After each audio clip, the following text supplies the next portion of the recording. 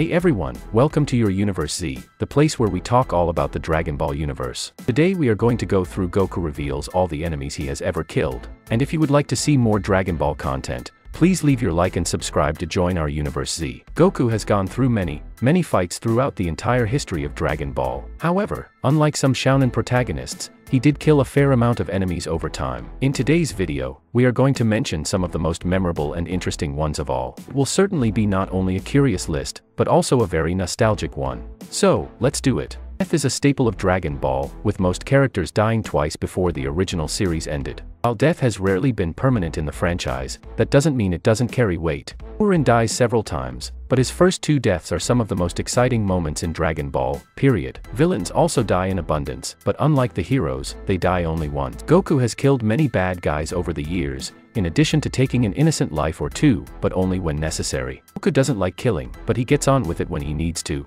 and being Dragon Ball, he often does. In 10th place we have Grandpa Gohan. There are several mentions made of Grandpa Gohan and his death before it is revealed how he died. Goku is quick to mention his grandfather in passing, and the fact that he has passed away, but no one questions Goku about what happened. Until the end of the arc where Goku reveals that a monster killed his grandfather on the full moon. Bulma and company suspect that this might be Goku, but they ignore it. Only for Goku to look at the full moon and transform into the Izuru that killed his grandfather. Everyone agrees to keep this fact a secret from Goku, but he puts the pieces together when he sees Vegeta transform into an Izuru. Next, we can mention Tao Pai Pai. Pai Pai eventually returns as a cyborg during the 23rd Tenkaichi Budokai, suggesting that perhaps Goku didn't actually kill him, but it's impossible to deny the fact that Tao Pai Pai died on screen. Tamborine's death signals Piccolo Daimao to Goku's location, however, and the Demon King nearly kills Goku as punishment. We also have drums and piano. Piccolo Daimao stopping Goku's heart puts into perspective just how dangerous the Demon King is. Goku's heart literally stops, with only a miracle starting it again. Defeated beyond submission, Goku begs Yajirobe to take him to Karin Tower in hopes of getting some tips on how to defeat Piccolo. By drinking divine poison and revealing his innate limits, Goku gains a power boost that puts him on equal footing with Piccolo Daimao. Before he can defeat the Demon King, however, drum and piano stand in his way.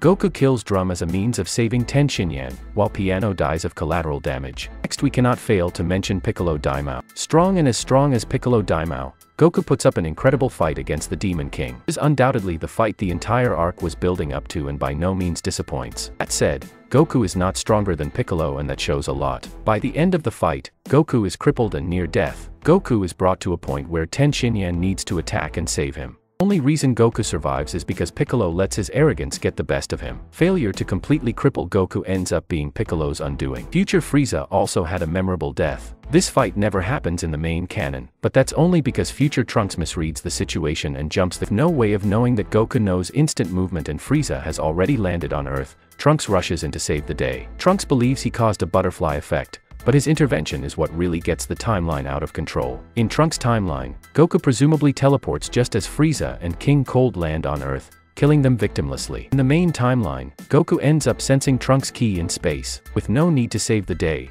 Goku sits back and enjoys his ride home. The logistics of Tao Pai Pai's return really don't matter, because it is his death that stands out. Just as Tao Pai Pai was the first character to genuinely threaten Goku's life, he is the first life Goku ends up having on screen. Kicking Tao Pai Pai's grenade back at him, the assassin is blown to smithereens and Goku rushes to dismantle the Red Ribbon Army piece by piece. Then we have the Red Ribbon Army. Goku's attack on the Red Ribbon Army is nothing short of amazing and a highlight of the arc. Never again does he take such a reckless approach to life, killing soldier after soldier. But they are still soldiers working for the worst military on the planet. At this point, they have earned Goku's ire. Also worth noting are the Red Ribbon officers that Goku could have killed for the circumstances: Murasaki, White, Yellow. The Red Ribbon Army arc is Goku at his most violent, but it is not undeserved. That's really the nature of the narrative when an evil army is at the center of the plot. Next, we also have Helper Black. Adjutant Black in no way finds Commander Red gathering the Dragon Spheres to wish to be louder and more humorous. For Black, the Red Ribbon Army was a source of pride. While Red and Black are not as present as characters, Black is consistently portrayed as a respectable figure with Red as a figurehead. By killing Red at close range, Black becomes the new commander of the Red Ribbon Army, but his tenure is interrupted by Goku. Black offers Goku a place in his new army, but he should know better than to try to appease a boy the Red Ribbon Army had been actively antagonizing for weeks. Black puts on armor to fight, but Goku simply kills him. Tanjiro is also one to remember. The Piccolo Daimao arc begins with Goku finding Kuririn's dead body and immediately rushing to confront his killer. Unfortunately, fresh off the final match of the 22nd Tenkaichi Budokai,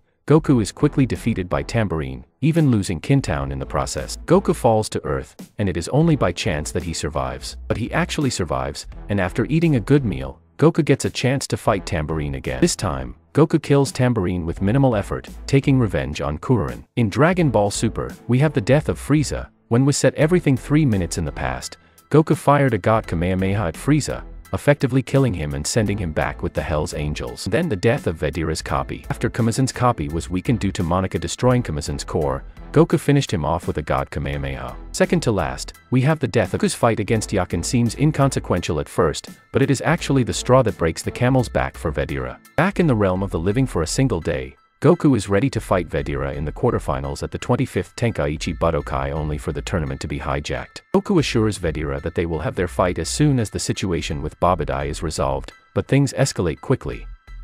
Realizing that Yakin is absorbing his energy, Goku quickly transforms into Super Saiyan 2, killing Yakin. Although quick, Vegeta is able to catch Goku's trigger, realizing that even if he and Goku were fighting, the difference had grown too large in the 7 years since the Cell games. And then we come to the character with the most memorable death made by Goku, Majin Buu. What is remarkable about Majin Buu's death is that Dragon Ball refuses to let it be final, with Goku's request for reincarnation actually honored at the end of the manga. In a series where death is anything but direct, it is appropriate that Dragon Ball's final death, and Goku's final death, should not be permanent. Said, Majin Buu's death is not dressed up as sentimental or emotional, as he is still a dying villain. Pure Buu was the personification of chaos, but that is exactly what allows Goku to connect with the Jin. Facing the biggest threat in the universe, Goku's biggest concern is whether or not he will fight Buu again. But will there still be more characters who will be killed at Goku's hands? We have missed some that we haven't mentioned here, but have we forgotten some that are quite important? Let us know in the comments if yes, and what was your favorite Goku fight? That's it, I really hope you enjoyed the video. If you have any suggestions for videos, don't forget to comment here below, because I'll be reading all of them as I always do. Also, don't forget to leave a like if you enjoyed the video and be sure to subscribe and ring the bell so you don't miss out on any content from your Universe Z.